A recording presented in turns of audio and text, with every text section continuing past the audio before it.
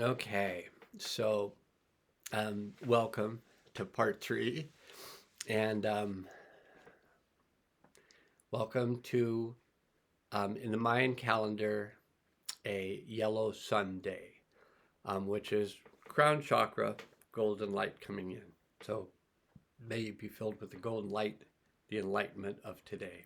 May the words that I speak enlighten you, not because I'm enlightened, but because enlightenment is available to you in any moment and your circumstances don't matter. All you have to do is tap into your who you are as your higher self or who you are as your deep self or who you are as your Holy Ghost, Casper. You know, your your higher spiritual ghost might be Casper. I can't remember if Casper was spiritual, but and many of you watching this may not even remember that there was a Casper. And I can't remember Casper, so I don't know why I even used it, but I did. So there you go. So once you're attuned to your higher self, your deep self, and your Holy Spirit, your incarnate being of light, in this transition from third dimensional reality to fifth dimensional reality, and we're just skipping fourth because fourth is just a more religious third. But fifth is like oneness, you know, and we're coming into that consciousness. We're all doing a really good job. Some of us are finding really difficult, somewhat of a struggle. I happen to be one of those finding it somewhat of a struggle people. And some of you may be as well, finding it a little bit difficult. So I'm going to talk about some keys to having it be somewhat less difficult. So I'm just going to see them as they come up. I'll be wishing, I'll be watching this later because I watch all these videos multiple times because information comes through me, sometimes at the speed of light, where I'm just downloading this information. I don't mention that, although I think I just did mention that, but I don't mention that because I want people to think that I'm this intelligent, I'm this bright light. And a lot of people are like, hey, I've watched your videos. I don't think you're intelligent. and yeah, you're right. You're probably right. Um, I'm probably no brighter than, nor less bright than the majority of people who are here shining their light. So we all have a light. Some of us have a dimmer on the light, and some people keep our light really low, and some people keep the spotlight on everything. And whatever you do is just right for you. So just let go and accept yourself. Do your best. Speak your truth. Don't take it personally. Don't assume that you know what's going on. For agreements, even though it's be impeccable with your word, and people who are impeccable with their word get upset that I just say speak your truth, which to me is fairly impeccable, but maybe not to others. Okay, so something that Rory Duff has talked about that I've found to be very useful. So I know that this is kind of rumor because it's secondhand information, but I'm giving you secondhand information about how it affected me in my living that caused changes. So even though I'm referring to Rory Duff suggested something, I experienced that, and I thought, oh, that was a good suggestion. So here's what he suggested: that in this time where the vibration's going up and the vibration's getting amplified, it's getting more and more powerful. The amplification is of whatever you're holding. So the spotlight is a bit on you. And whatever you're holding, whatever stories and emotions attached to those stories and beliefs, whatever you're holding as your reality is being amplified. So if you're holding this reality of, oh, the world really sucks and everybody's out to get me and they're going to take all my stuff, and I mean, that all may be true. I just don't know. But if you're in that, and then that energy amplifies that, amplifies that, amplifies that, and hopefully it amplifies it until it goes, boo! And all of a sudden you come out of that state and you go, oh wow, that was kind of depressing. I wasn't having a very good time in that state, yet I stayed in it for a really long time. But okay, I'm out of it now. That was good. And who was I when I was saying what I was saying before I got into that one of those states that I actually let go of? Rory Duff. And Rory Duff says, and I'm not saying it's true because Rory Duff said it, I'm saying it's true because I've experienced actually living and experiencing what he talked about and had an experience of it. So it's true for me. And according to neuro-linguistic programming, which I'm a master practitioner and a master teacher of neuro-linguistic programming, so you can look it up. It's big, so you can look it up, but you'll never understand it because there's so many offshoots of it. There's so much going on that you just have to make it a lifetime study if you want to, and buy some of the simple books, and they explain things in a simple way. Introduction to NLP is a good one. But anyway, NLP says it's only true if it's true for you. Now that's not necessarily true because NLP says it, but it's true if it's true for you, that it's only true if it's true for you. Then it's true for you. And some things that were true for you changed, and they are no longer true for you. Does that make them not true for you in the past? No, they were true for you in the past. They're just not true for you now. So what's true for you can continually change.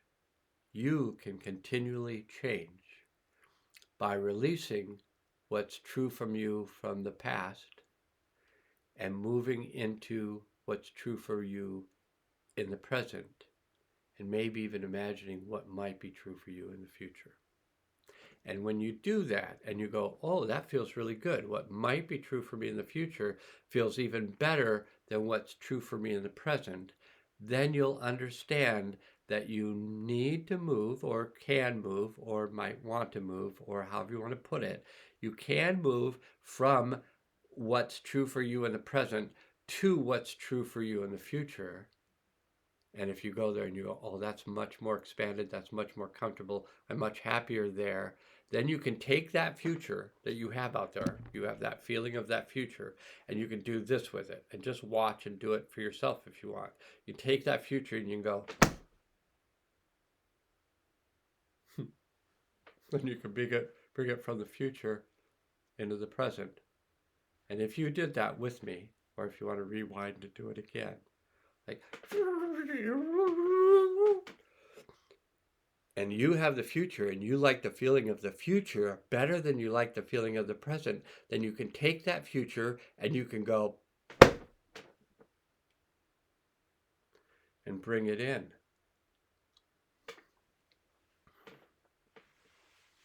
You might ask, is Dr. Steve messing with me?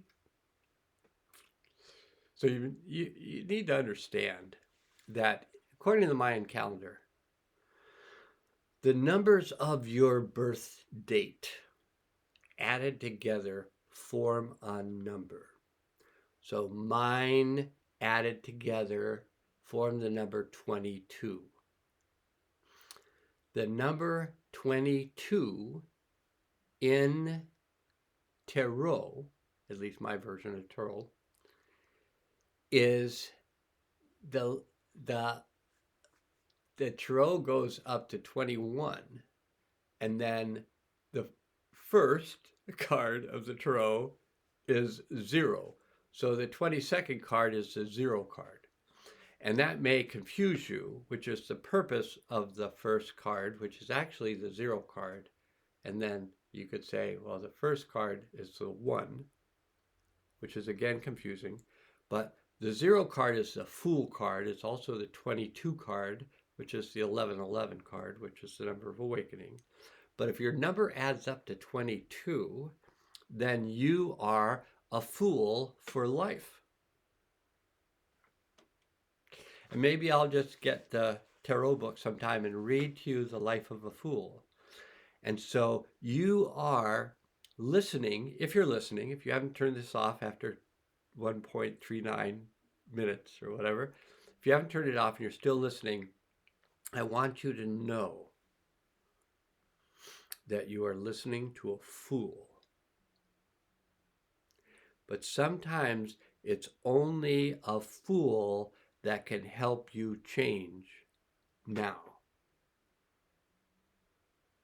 Kind of magic. Can do like different things with their hands. I should have some sort of little wand or magic. I'm sure somewhere I can cut a feather if I had a feather, and I could do shamanic things, and I could declare myself as a shaman, or I could declare myself as a shaman if you weren't socially identified as one or the other, shaman, sheman, shawoman, she-woman, shaman, woman, whatever. If you don't want to be identified as something, then you can just not identify it. And but you can be a fool, and you can act any way you want. You can act in offensive ways, you can act in inoffensive ways. But if you are coming from the heart, so aren't we all opening up to our hearts? Don't you feel that? Don't you feel that heart awakening, heart opening, that mind of the heart, which is really related to that intuitive state? Now, some say your gut mind or your gut sensing is your intuition, but the heart is very intuitive. The heart is very feeling oriented, and when it's open, and when our mind moves from this person to this person, then you feel that change, and then you can go deeper into the solar plexus and be in this person, this person, this person. Just where your identity is located, or your identity can be in the deep self.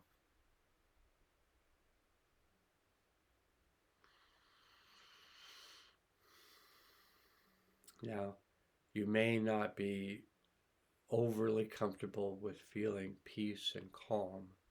You may feel like you need to be in fight or flight for everything to seem okay, like you ought to be in fight or flight.